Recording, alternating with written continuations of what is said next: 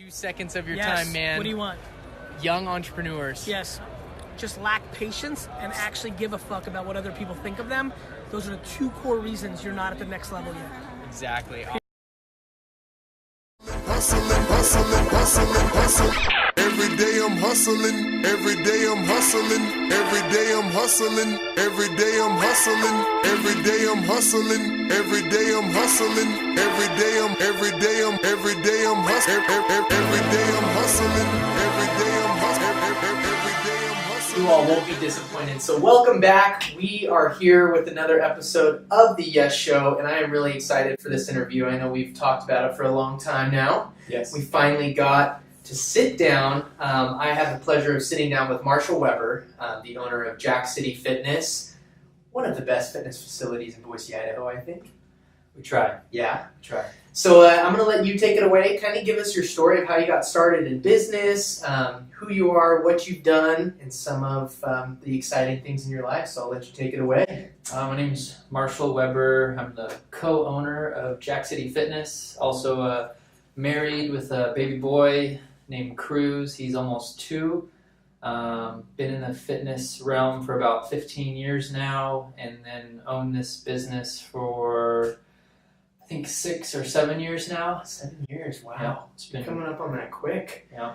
That's awesome. So let's talk about some of your business and how you got Jack City started. Where did the name come from? Like all that stuff. Oh, okay. So the name Jack City was a nickname that I received when I left high school my senior year to play junior hockey in El Paso, Texas. I went there, and this was a phase of my life where I was just trying to get yoked. I was just trying to get Get jacked. big as Woo! possible. Didn't care if it was functional or not.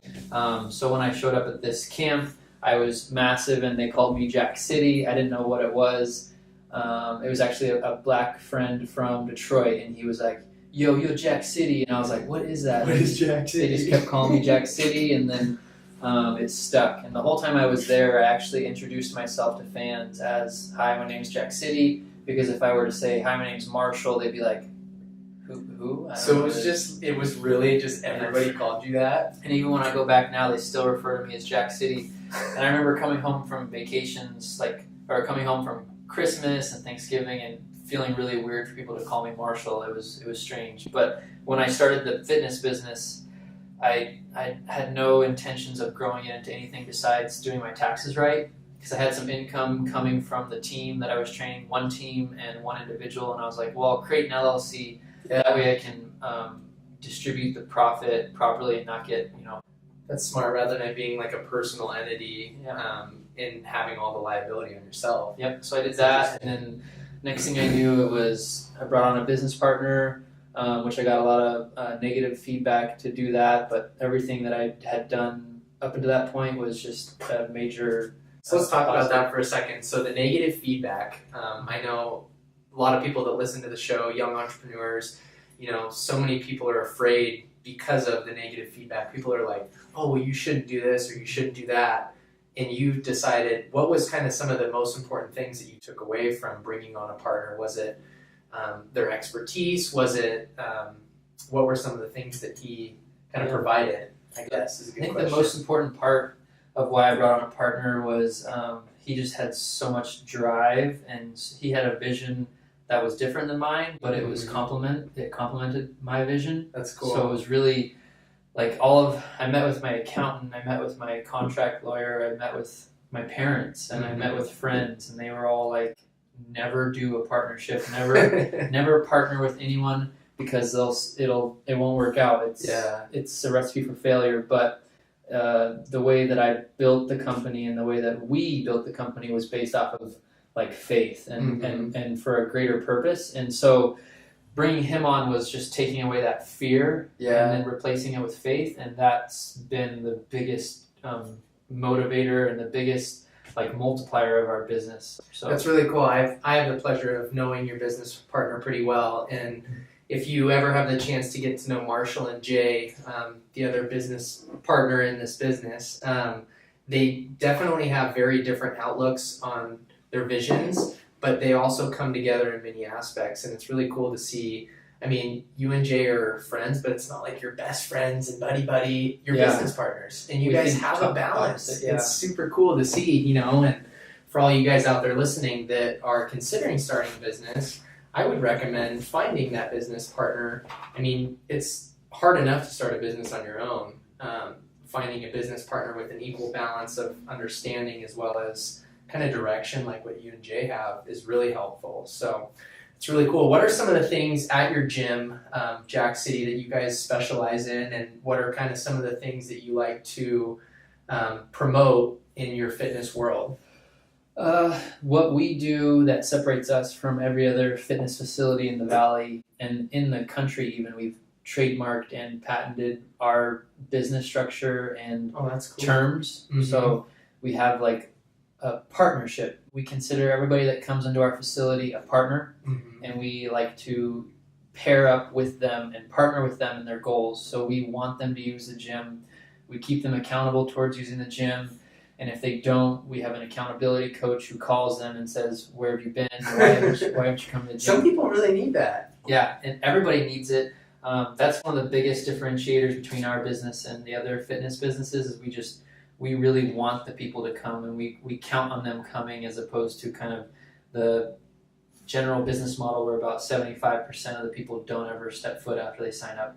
That's really interesting, and you've done a good job of that research of creating something different and unique in that sense. It's really cool to see that partnership, because I think, especially in fitness and taking care of your body, it is a partnership, and you have to be held accountable, because, I mean, 50% of the time, I don't want to go to the gym, but if someone was calling me, telling me to go to the gym, it'd probably help motivate me or inspire me to continue to go. That's pretty interesting. So let's, I got a good question for you. What is after you started Jack City, what was some of the most difficult things that you had to face when opening your business? Was financing a difficult thing to get, or was it kind of bringing clients in, or what were some of the difficult times that you had to go through, that you had to come out of, and learn, and some of the lessons you learned along the way? I remember, it's funny you bring that up, I remember doing the math when I ordered my equipment. Yeah. Before I brought Jay on, or maybe it was the same time, but nobody else knew. Of course, my first couple pieces of equipment, my parents went halvesies on with me, and then I paid them back. But after that initial, I think it was around $10,000. After that initial dumbbell, cable machine, squat rack, then I really kind of went all in, and I think I tripled my investment. I took all the money that I had made and put it down. So the company had X amount of dollars. I put every single penny as the down for this. So you took a lot of risk when first starting this business, which is, a lot of you listening, takes a lot of risk. Nothing comes easy. Yeah, and it was that money down plus all of my personal, like, took, just zeroed out my accounts to put the money down, and that was half. Yeah. So then I knew I had 2 months, because they had to make the equipment, where I had to make the other half again. Otherwise, they would have never shipped it out. So I put like I think it was like $20-something thousand into this order, and I didn't even have the other 20 to pay for it once it was done. So the down payment, and then the final due before we ship it out. Do you remember the VIP room in my old house? Yeah. It was back in that room on a whiteboard, and I remember doing the math, and it was huge. It was like, if I cut the Cheerios and if I cut the marshmallows cream, then can I make it? And it came down to like $20, and it turned out it worked. So for those of you listening, I've known Marshall pretty well personally, and he started his concept in, what was it, like 1,000 square feet, or less than that? It's like 500 square feet. It's pretty small. And now you've grown your gym and your concept to, I mean, how big is your facility now? Almost 12,000 square feet. It's been about 7 years, so it's been really cool to watch you grow this concept, and it's something that you truly believe in, and it's always been your passion. From as long as I've known you, you've always had this passion to not only train hard, work out, but help others, and that's kind of something that I wanted to talk about too, is your faith and belief in, helping others, and what is that driving force in you that is kind of pushing you to help others, It's biblical, and I'm glad you bring it up, because when you asked me how Jack City started, there was a big part I left out there. where when I knew we were going to have this interview, I was like, oh, I'll have to think of what was the real testimony behind the company starting. Yeah. And I remember, I think I was in college. Tommy was my roommate. Yep. I remember just trying to find a path. And I remember one night, I don't know when it was, but like breaking down into tears in my kitchen on the floor. Like, God, what do you want me to do with my life? Like, what's my purpose? What am I striving for? And then I don't remember how soon after that or if it was immediately, but I remember from that point on, that's when Jack City started. And it was a matter of like waking up at 4:30 in the morning to pick up Jack York, No way. pick him up at 5 o'clock at his house, and then take him to the gym to work out before I went to work at early morning. And then, so I was full-time school, full-time work, and I just got this whim of John Oliver called me and said, hey, I got this kid.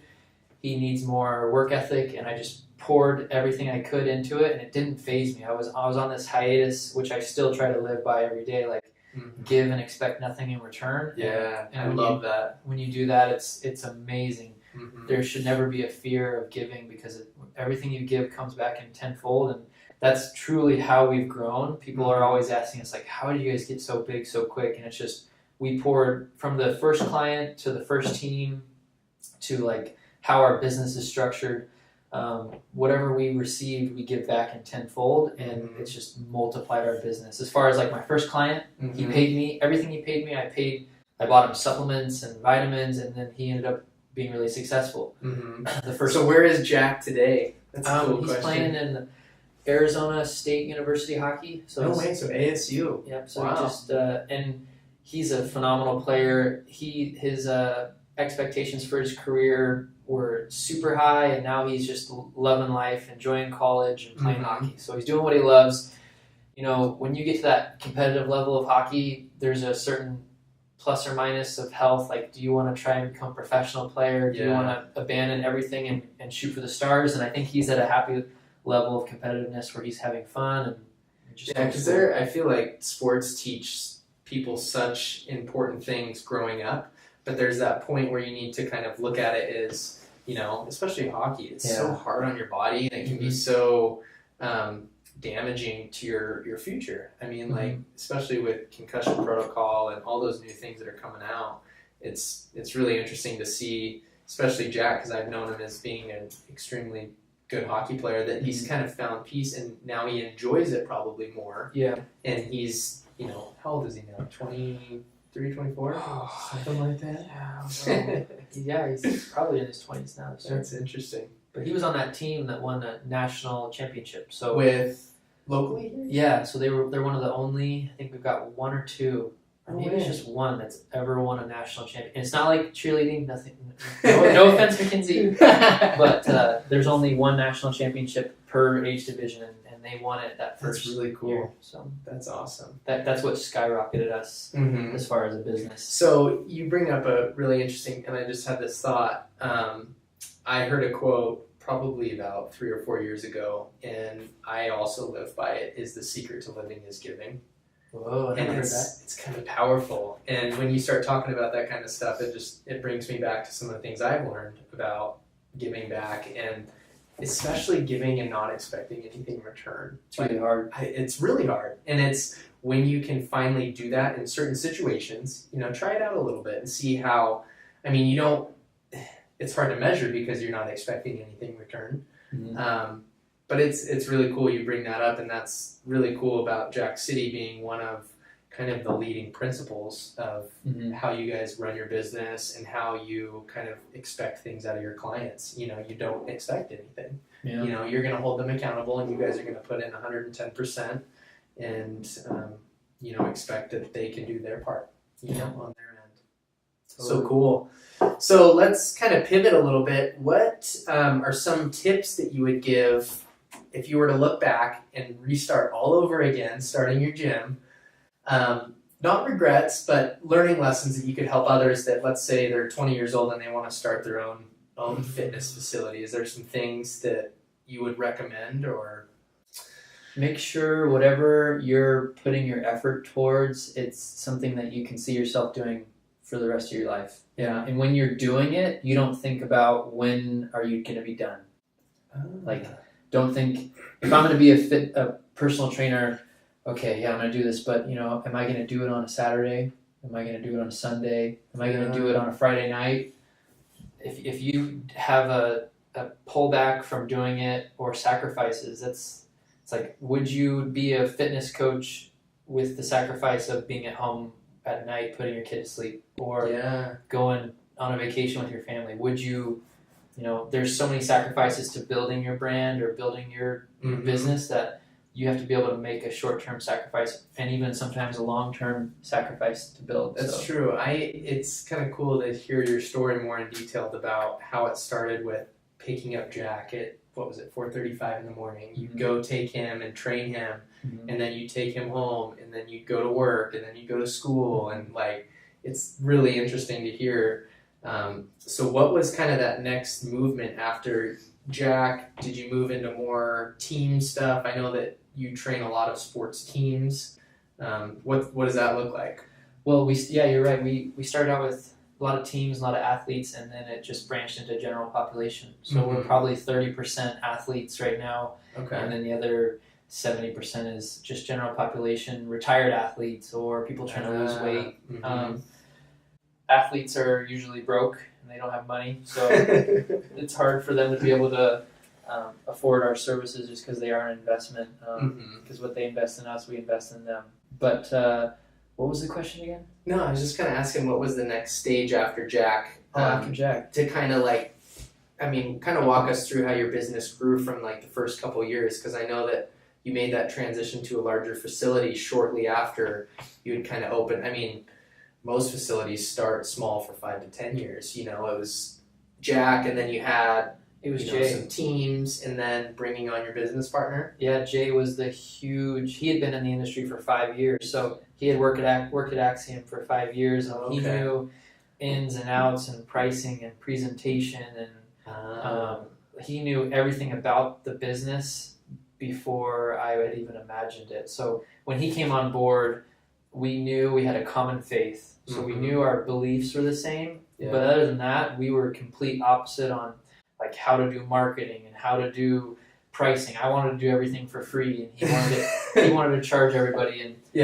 just found a happy medium, and that's what took it off, is investing my trust in him because he had so much experience in the industry. That's really cool, because I know that Jay's brought that aspect to the table, and for those of you listening to this podcast, like we've mentioned before, it's really interesting about bringing a partner on, and that's been one of the benefits of your career so far, as well as, you see a lot of successful business, but you kind of got to bring on a partner in ways to help guide you, because you can have your own opinion, but that might not be right in the world, and it might be, you'll probably be blessed, hopefully, with someone that can kind of work together with you and make you a better person in a business world. We all have wives and girlfriends, and that's a big thing in relationships that's interesting. But I wanted to let's pivot a little bit and talk about education. I know you've always told me that you're a life learner. What is that like? A life learner. So as Grandpa says, education is everything, or education is the key to success. Yeah, something like that. If you're not learning, if you're not growing, you're dying. And you should be valuing learning over everything else. That's been a huge eye-opener for me in this industry, just because the human body is changing so much, and trying to own a business and make it successful, you have to be with those fad diets and those fad workouts. You have to understand them, and then you had a question the other day about intermittent fasting. You need to be able to be knowledgeable in those and have a way of bouncing ideas off people. No, that was awesome when I asked you guys that question the other day. Jay had the perfect response. He said, well, what are your goals?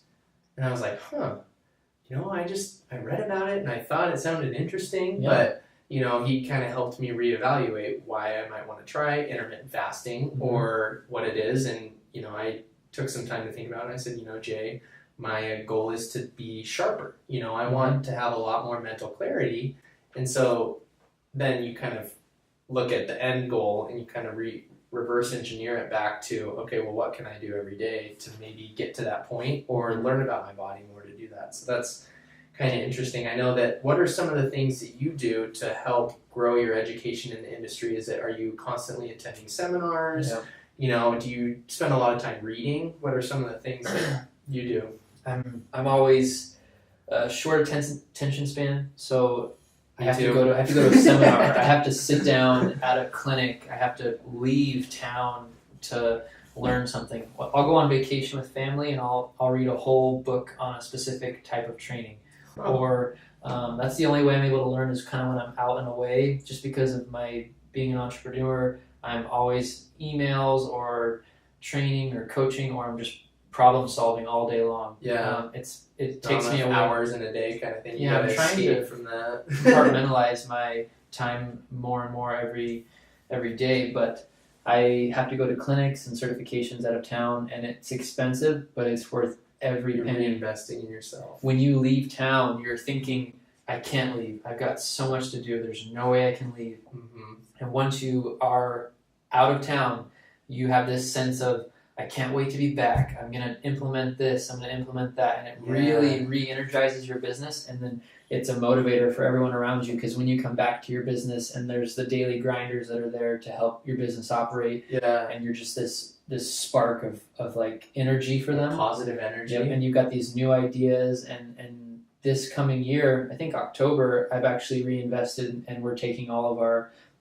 coaches on a educational trip. Oh, cool. So that's awesome. a huge thing I'm trying to do every year. It's been so successful for me as the owner, or Jay and I as the owners, that we now are investing in them so that they can feel that as well. And they can bring that back with them to, roll it out in a business model. That's really cool. Is it something that you do? I know that we've talked quite a bit about it. Is it like a quarterly thing? Is it a yearly thing that you like to do? I know that, I try and get out and go do something once a quarter just to ignite the fuse, even though, when you get back, it's great when you're there, but when you get back, you implement things and for a month, and then sometimes there's some fall off. Mm-hmm. But at the same time, I think that that's one of the most important things that people miss, though, too, is actually implementing it and sticking to it, because sometimes it can get hard. But is there do you do it quarterly, yearly? What is kind of your, or do you find things that interest you and you just kind of throw it on the map?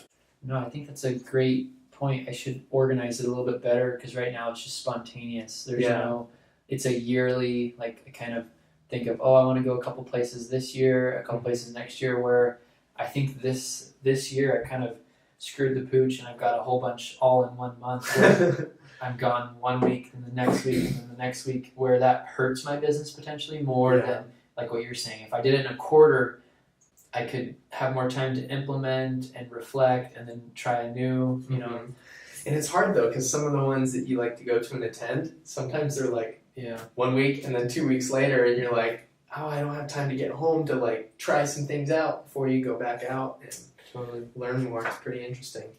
So let's dive into the Yes Show questions. Are you ready for those? Yes. Yes. Yes. Say yes. Yes. Yes.